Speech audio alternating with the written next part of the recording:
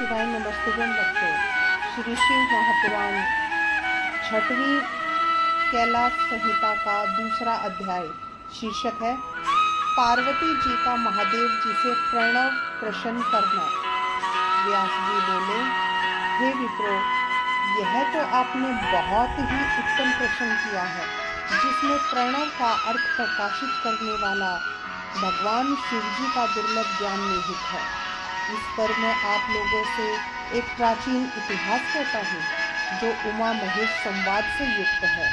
एक समय महाशिखर पर बैठी हुई पार्वती माता ने कहा, अपने पति भगवान शंकर जी से कहा कि हे देव, हे परमेश, मैं आपकी वही स्त्री हूँ जो आपकी निंदा से शरीर त्याग कर अब हिमालय की पुत्री हुई हूँ।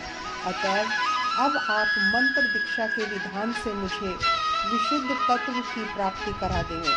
तब देवी पार्वती के इस बात को सुनकर शशिभूषण भगवान शंकर जी ने पार्वती जी से कहा, हे देवी, यदि तुम्हारी ऐसी इच्छा है तो चलो कैलाश शिखर पर मैं तुम्हें विशुद्ध तत्व में स्थित करूँगा। तब भगवान शिव जी हिमालय से उठ कैलाश को गए। वहाँ उन्होंने देवी पार्वती को प्रणव मंत्र से दीक्षित कर देवोधान में गए। तब श्रुति के अर्थों से युक्त पार्वती जी ने उन परमेश्वर से इस प्रकार माता पार्वती बोली, हे देव, आपने यह ओंकार सहित उपदेश क्यों किया?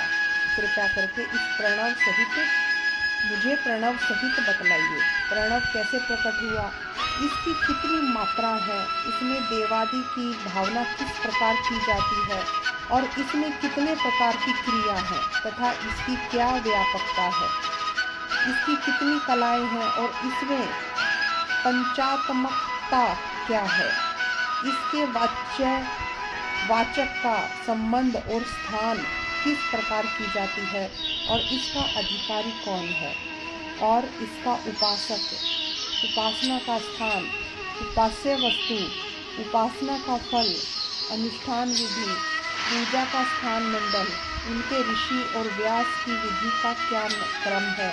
हे शिव जी, यदि आपकी मुझ पर कृपा है तो मुझे यह सब बतलाइए। मुझे इसके तत्व को जानने की बड़ी इच्छा है। देवी के इस प्रकार पूछने पर भगवान शिव जी पार्वती की प्रशंसा करते हुए बोले। इस प्रकार श्री शिव महापुराण छठवीं कैलाश संहिता का दूसरा अध्याय समाप्त होता है।